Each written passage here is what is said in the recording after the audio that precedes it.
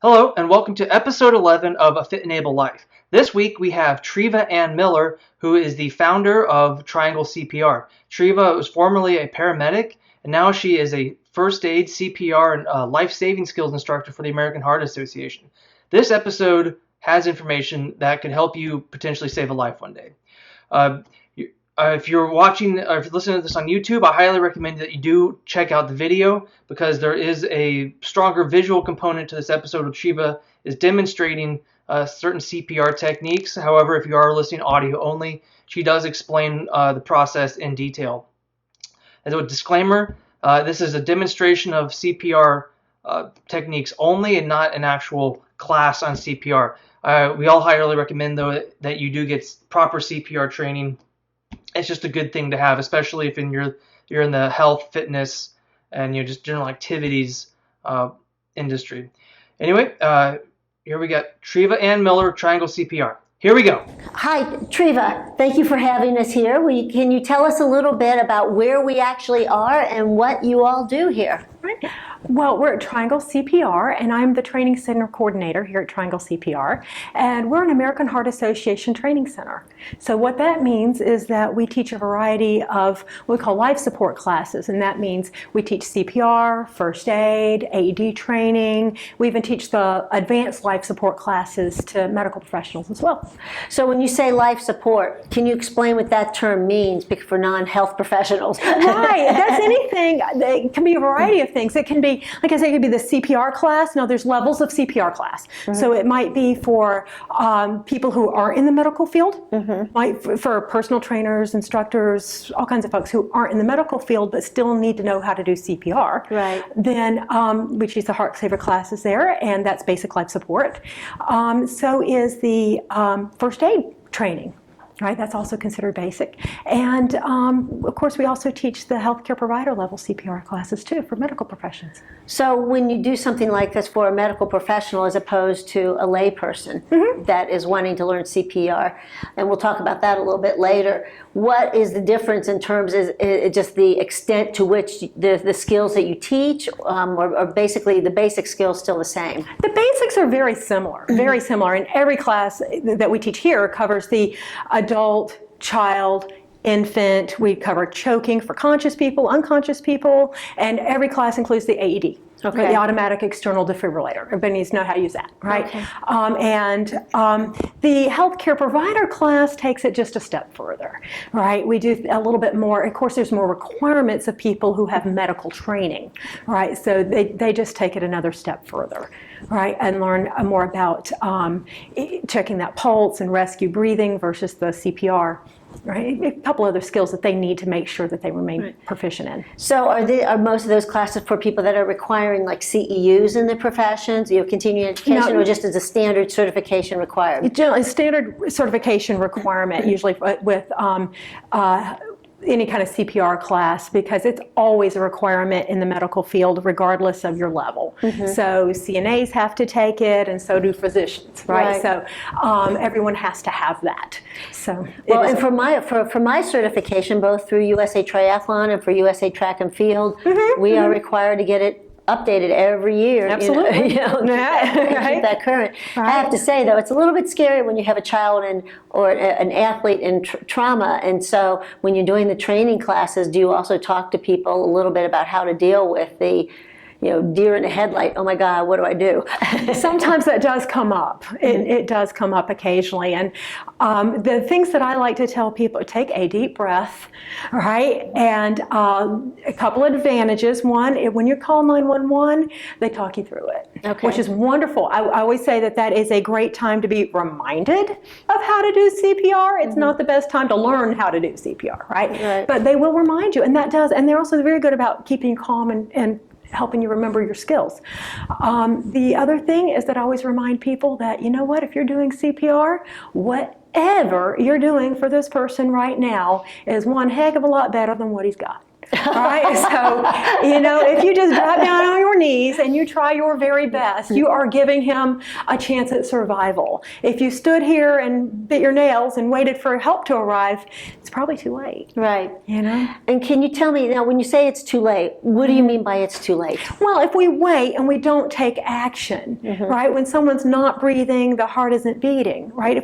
If we take action immediately, we keep that blood flowing, we keep it circulating the best we can. Your job is don't let him be brain dead until he must get here, right? So to keep him viable.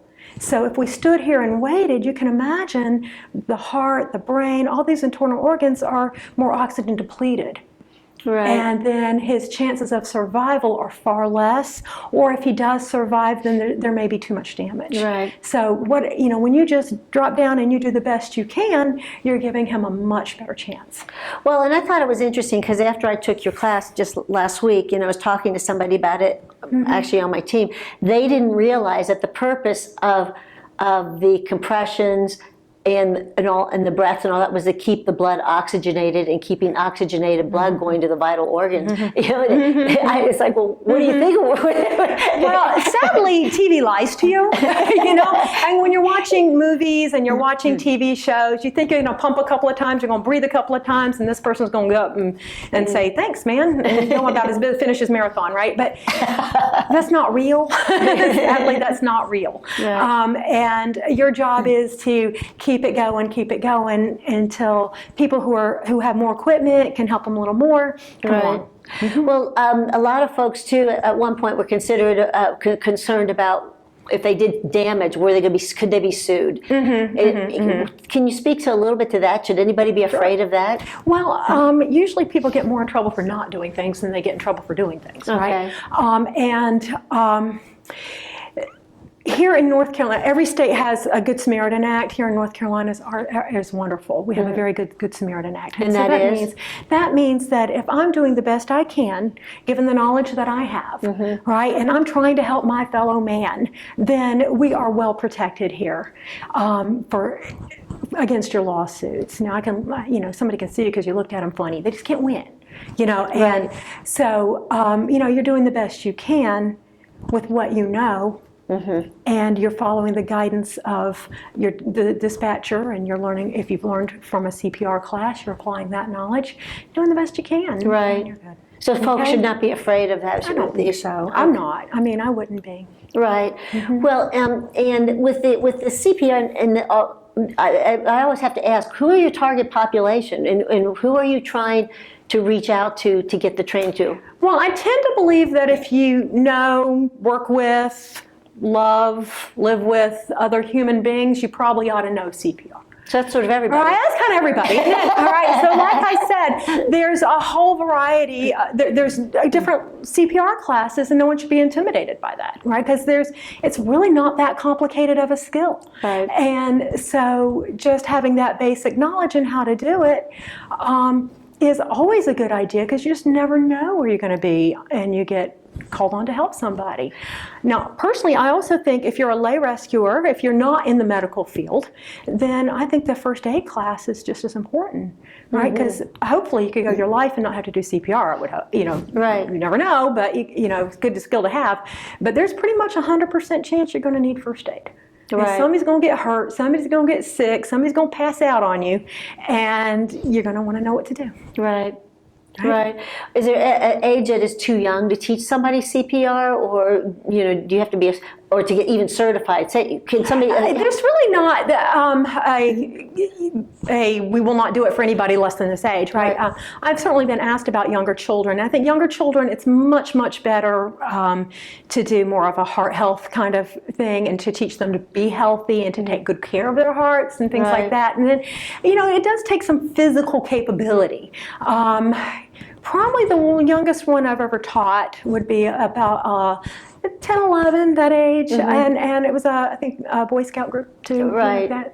But that's a good skill for them to have as soon as they're kind of physically capable and can kind of grasp the concepts. Right. I tend to leave that up to the parent, because I know that it varies from one age to the next. Right. And also, they have to be able to sit in a class learn from the Focus class, on it. focus in the class, and all that. So truly, I think that parent knows that child a whole lot better than I can say, this is an appropriate age and this isn't. Right. I was yeah. teaching my daughter from a young age. Yeah, the children of healthcare professionals see a lot at a very young age. Yeah, well, she saw me teaching a lot, so it was just a natural transition for her. Well, it seems almost like a silly question, but what is the impact on the community? Do people keep statistics about, lives that are saved through this process, or, it's very difficult. Yes, I mean, American Heart does try to keep some statistics on this, but it's a very challenging question. And actually, I was in a meeting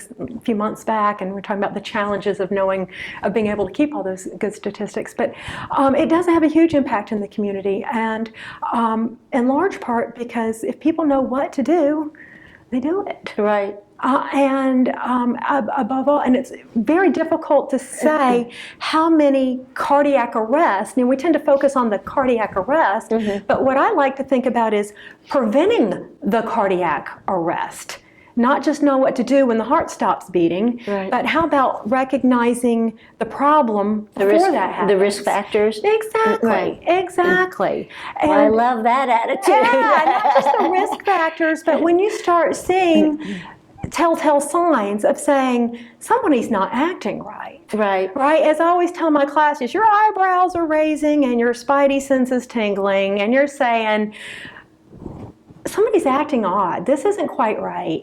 You're much better off taking action, getting help, finding out what this is really about, than scratching your head and wondering if you should. Right. Well, you always see that too as well on TV, where somebody starts grabbing their left arm. Yeah, it's always quite dramatic, right? And sometimes it's not quite so dramatic. Right. Especially there's three populations that can give you very vague symptoms, and of course I don't want to pigeonhole anyone, because honestly, as soon as we decide everybody in this category does this and everybody in that category does that, somebody's going to prove you wrong. It won't take long.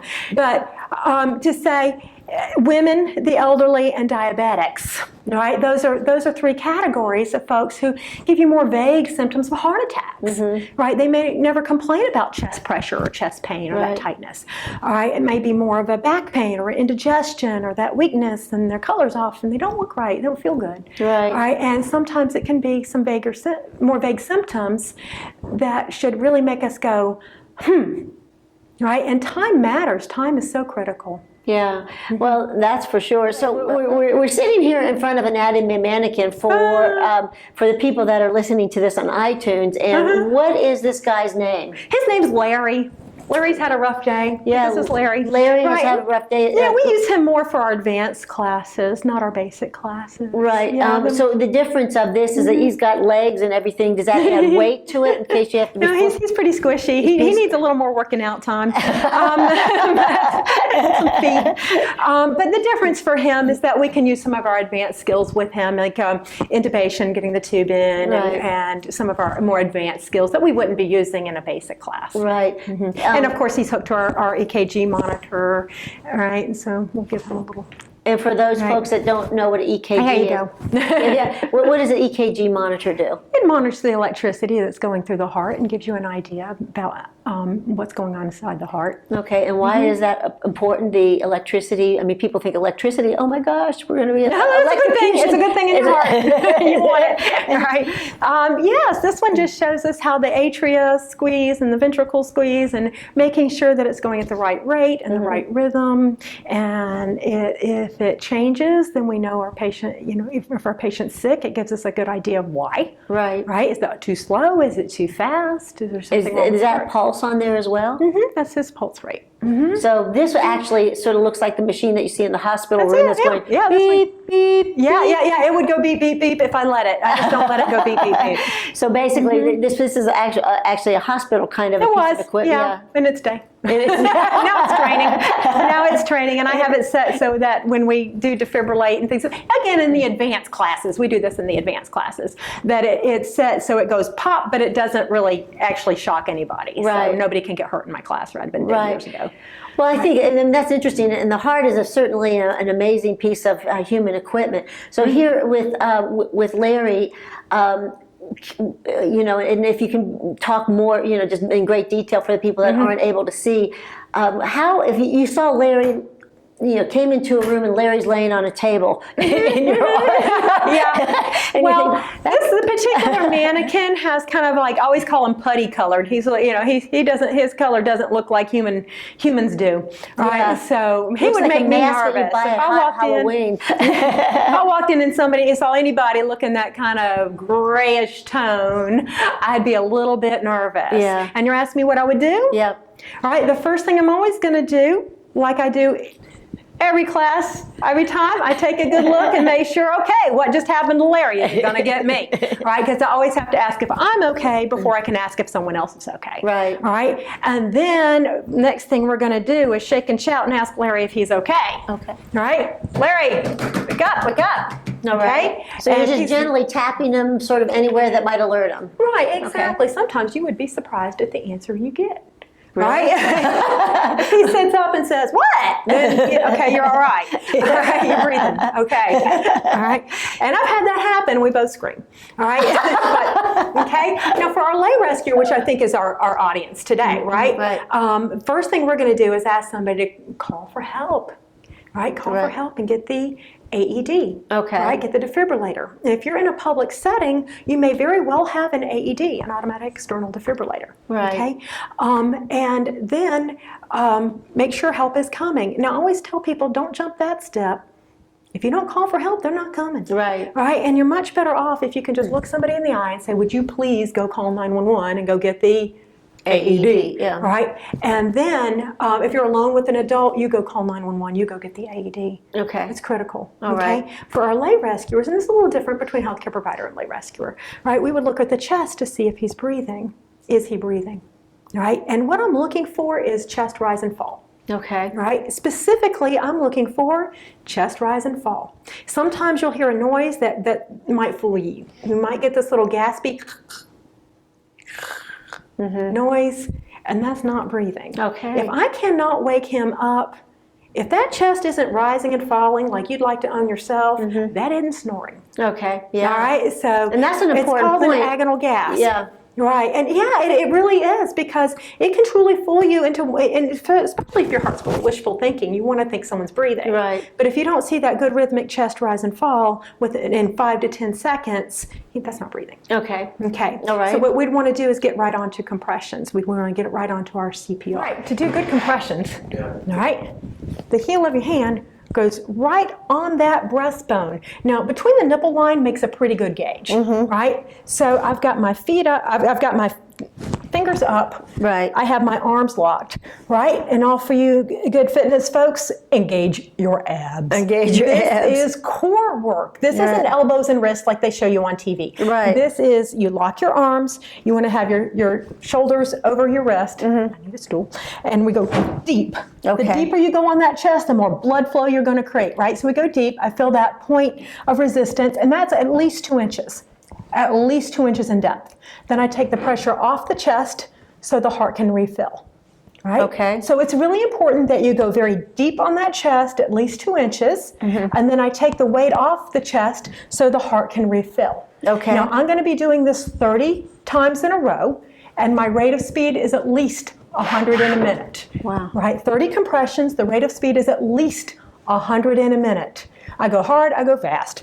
1, 2, 3, 4, 5, 6, 7, 8, 9, 10, 11, 12, 13, 14, 15, 16, 17, 18, 19, 20, 22, 23, 24, 25, 26, 27, 28, 29, 30. Wow. 30 powerful compressions. And that's not going to break ribs or anything. I didn't promise you that, did I? All right, so I think that is a concern that people do have, is the broken ribs. Right. Right? But it is, I've known lots and lots of people to survive a broken rib. Right. I don't know anybody who's ever survived cardiac arrest without you pushing on the chest. Right. Right, And that's so- a really important point, because people that see that think, well, that looks pretty intense. It is. It is pretty intense. But dying is intense too. I would say so. I've not done it yet, but I understand it is. All right, so the thing is, that is one reason I'm fussy about those body mechanics. Right. And I bet I'm preaching to the choir here on body mechanics. Right. Right? So, and it makes any job a lot easier if you use good body mechanics. Right. And that is one reason I say use the heel of your hand. We place it on the right there on that breastbone. Right? Like I said, the nipple line's a good gauge. Right? Your fingers stay up, your arms stay locked. If I had a stool, my shoulders would be over my wrist. Right. Right? And I'm going straight down. And even though I'm not a really big person, I've got a lot of power coming from my entire upper body. Right. Right. I always tell people you don't have to be big and burly to do good CPR. You Right. have to use good body mechanics. Well, one of the things too that's helping you here too is Larry is on a really hard surface. So he's so that helps you out as well. Yeah, there are two things that are very important there. First of all, you want to have the clothing off the chest the best you can. Right. I mean, push it up, pull it down, undo a couple buttons. If you have that skin-to-skin contact, that's always going to be best. Right. If you're across a cloth, your hand's going to slip and slide. Oh yeah, I hadn't thought about Right. that. So that said, do the best you can with that. Right. But the hard, flat surface, as you're pointing out, is critical. You're absolutely right.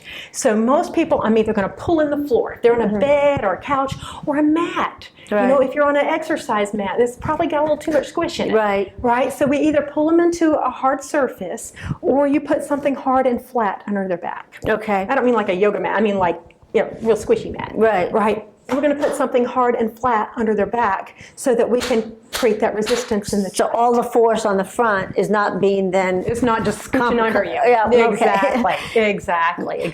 So you do the 30, and then you were saying that then you do the breaths. I do 2 breaths, correct. Do 2 breaths, and those are just breaths. Are you watching to make sure to see if the air is going in when you do the breaths? The best way to know that you have the appropriate amount of air for anyone is to watch for that chest to rise. The chest to and rise. it is. There's a lot of press on the hands-only method, and that's great if you don't feel comfortable putting your mouth on someone. Right. And that's a good point, because a lot of people, they don't know you. What kind of communicable diseases might they have? Or I don't want them throwing up in my mouth, or whatever it could happen. Yeah, and to me, there's a big difference between what's gross and what's unsafe. Right. But people define that differently at different times in their life too. Right. Right. And remember, we said that scene safety was the first thing we look for. Right. I don't violate my scene safety. Right. So if someone has blood, or if there's something that I feel like that's a threat to me, right, what I'm going to do is just pump. And so, so it's really important, and I love that you're stressing that, because a lot of people should not be utterly selfless in this. You should not sacrifice yourself or your health or your well-being, going out in the middle of the road to you don't have to. Right. Well, that's true too, because we don't need 2 victims. Right. But that's true too. Sometimes if the scene's not safe, can I make it safe? Can I get you to block the traffic here and you to block the traffic there? Right. But we always need to protect ourselves before you can go be a hero to somebody else. Right. Well, it's sort of like they do on the airplane. Put the oxygen mask on you first, and then on the person next to you. That's a great example. That's a very good example. It's exactly like that. Yeah, so it's really good. But the main thing is that you have apparatus that usually are everywhere these days. The AED is a lot of places. You are right. Yeah. Right. And gyms have them. Absolutely. Most stores have them someplace. Do. Malls, movie theaters. I saw one at a convenience shop the other day, and I thought that was really wonderful. That is, and that does what? What does the AED do? Right, an AED gives a shock. Not everyone in cardiac arrest needs a shock. But when that is the best treatment for him, having that early can really change survival rates. Right. So what it does when the heart is fibrillating, and I can show you that on this machine actually, right? If the heart's fibrillating, and of course we wouldn't be doing EKGs out in the public, but that's what fibrillation looks like. It's the heart quivering, it's too much energy, it's all scrambled up, it's all crazy, right? And so when we shock the patient, it puts it back into a... It doesn't change, it doesn't jumpstart. It reboots. Okay. Right? So we're taking the energy in the heart, we're making it calm down, right? And hopefully it will then eventually come back to something pretty. Something normal. Right. The thing is, there can be a disconnect between the energy in the heart and the and the rhythm and the actual energy that's going through it. Right. The energy in the heart and the mechanical response. Okay. So what that means is that when the machine says shock advised, stand clear, we need to make sure everybody clears. We shock the patient, right? And we get right back to CPR, because remember I said it reboots. Right. It's not going to jumpstart. Right. It's going to take time. So it's so critical that we resume our compressions immediately. Right. When I say compressions, I mean we begin CPR. Right. And if it says no shock advised, that doesn't mean he's alive now. Right? It means go back to your CPR. I can't shock him. And so the apparatus that the AEDs give you all the instructions you need. Absolutely. So even if somebody is saying, I've never used one of these before, basically you open it up, you turn it on, and just follow the instructions. It talks to you. It gives you pictures. It shows you what to do. Yeah. And take that deep breath, right? And follow directions, and it will really help you. Right. Well, I'm very impressed with this whole process, and I've seen it actually I've seen it in action. Yes, you have. Yeah. But one of the things, though, for yourself, have you ever had to use this on?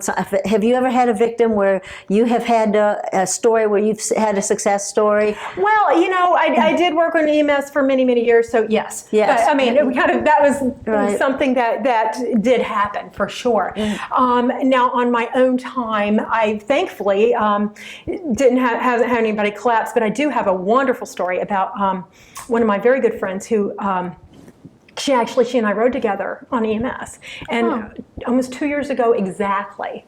She got out of her car, she teaches, same as I do, she teaches life support. She got out of her car, she started walking across the parking lot, and she collapsed. Oh my. She did. She just collapsed right there. One of her students found her, right? So she was unresponsive, not breathing, called for help. She did what she needed to do, and she started CPR. My friend Mary is alive and well. She still teaches for me some here. Wow. And she's doing great because somebody dropped down on her knees and did CPR. That is terrific. Right? And if that hadn't happened, it turns out it's somebody she taught, but it's even better. Yeah. But so lucky. Yeah, I'm not kidding. Yeah, it pays to teach well. Huh? Yeah. But she dropped down and she did the best she could in that moment. And if she hadn't done that, we would not be having that outcome. Yeah, that is amazing. That is amazing. So it does make a difference. It does make a difference. Well, for ourselves with Fit and Able, obviously we try to deal with the side that you mentioned earlier, staying healthy, prevention. Knowing your risk factors. As you were giving the silent risk factors about woman, aging, and diabetic, I thought, well, there could be somebody with all three of those. That is not an unusual combination. Yeah, my mother was all three. I mean, that's not an unusual combination at all. But that's just people who give you vague symptoms and heart attacks necessarily. Right. But I always tell my students to eat your green leafies, get some exercise, and pick your parents wisely. Right? Because if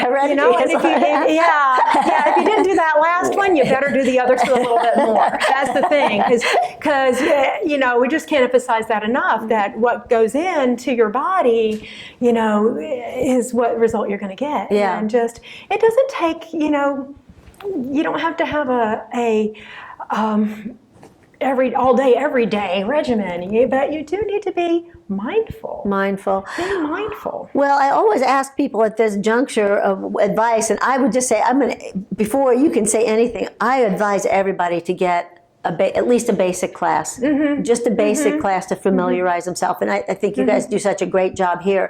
But what would be, do you have any recommendations for where people can go to find out more about CPR, what levels they would benefit from having, et cetera? How frequently do they need training? Oh, right. Well, the training, they do recommend renewal every 2 years. Now, most places, if you're required to have CPR, you have to have it at least every 2 years. Some even require every year, which is great. So it depends on your governing body. But with American Heart Association, they do recommend renewal every 2 years. Right? Now, the classes are going to be based on what your education level is, what area you work in. Right? So the Heart Saver classes are very much for people who are in the fitness field. Okay. The personal trainers, there's a perfect class for them. Right? In fitness and instructors, any of them. Now, people in the medical field, they're the ones who take the healthcare provider level classes, because there's just a couple more things that you need to know about. And equipment that you would have available to you, you need to know how to use, that would not be available to a personal trainer. Right. And you do all that kind of training here. You have that. Absolutely. You do all levels here then. Yes, we do. That we is do. very And cool. the advanced life support, with all this equipment, has to be done, that you have to be a physician, you have to be a nurse, you have to be someone who would have, there's a variety of people, but they have to have medical training to do the class. Right. Otherwise, it would be difficult. So do you have a website that people can go to get information about that? What is your website? My website is trianglecpr.com. That's easy enough. Right, isn't that it? trianglecpr.com. You can go there and you can look, and there's information actually about the different classes, what level, and if you're unsure what level might be appropriate for you, it has a description of that. Certainly can always call us too. Right. And if you wanted to register for a class, you can do it right there online. Well, and also because so many people that will be watching this are in fact lay people, do you ever come out and do small groups? You mentioned Boy Scouts earlier. Oh, sure, yeah, all the time. We travel quite a bit. Do you? Yeah. You actually take the equipment out with you? Of course, yeah. We bring everything and bring the class right to you. Oh, that's very cool. So absolutely. So we either put mats down on the floor, or we put tables out if you need them, and we whatever the need is, and we have one mannequin per person, so that everybody gets good hands-on time, because I'm a big believer in the hands-on. Yeah, that's true. You're going to remember a whole lot better that you did than anything else. And of course, the books that you will have available to you, so that after the class, it's very important that you still look at your manual once in a while, because it just turns out that some people think about other things besides CPR for 2 years, and so every now and again, you want to go back and flip through it and say, oh yeah. Right, it's just a refresher. And there's a little, what I think is so nice in the books too, is the little handy guide. It's just a little pocket guide, so that you can put it in some place where you might see it once in a while, where you go, okay, 30 to 2. Yeah, that is a very nice feature of it. And, people can put it in your purse, or, I doubt men would carry it in their back pocket, but, it wouldn't last long, maybe, in their car. Place. You put it up on your refrigerator. Yeah, that is, you're going to see. Yeah, that is a really great idea. Well, obviously, if I ask you what advice you give, it'd be stay healthy and just start with that. Absolutely. Tie your shoelaces, put on your seatbelt, and always, be mindful. Eat healthy and take care of yourself. Yeah. Honor yourself. Make sure that you stay healthy, because that's the best thing you can do for your family, I think. Boy. Is when you take care of yourself, you're doing a huge benefit for your entire family. That's very good advice. You're teaching your children how to take care of themselves. That's right? very You're being good a good advice. partner for your spouse, and you're being good to yourself. Well, that has certainly been Fit and Able's motto, and so thank you so much. Thank you for saving. Appreciate it. Thank you for saving lives. All I do is teach you how. I mean, when you take action, when you get down and you help somebody, that's what saves lives. Yeah, and the thing is to remember, don't be embarrassed, don't be afraid. Just commit. Just do the best you can. And if you feel like, oh man, I'm messing it up, I got to regroup. Yeah. Get back at it. All right. You lose count, make it up, sound like you know, and keep going. And just hope if something happens to you, there's somebody out there that'll do the same. Amen. Go Mary. That's right. That's a Hail Mary. Thank you so much. Thank you. As I said before, this episode has information that can potentially help you save a life. And I think Treva really explained the benefit of having people out in the public who have these life-saving skills and know what to do when the emergency presents itself. That's the thing about emergencies. We don't know when they're going to happen. We don't know where they're going to happen. We don't know who they're going to happen to. So it benefits us all to have as many people trained with CPR, first aid, and these other life-saving techniques out there. Again, we encourage everyone to go get training either through Triangle CPR or any other organization that teaches these skills. Maybe one day, hopefully you'll never have the opportunity to use these techniques, but if you do, at least you'll know what to do. I think the main takeaway is that even if you're in an emergency, it's a very stressful, very tense situation. As Treva said, take a deep breath and you'll do so much better. 911 operators will walk you through. The defibrillator devices will walk you through what you need to do. And if you don't panic, that person has a much higher chance of surviving. Anyway, thank you again for listening to A Fit and Able Life, and we will see you guys next week.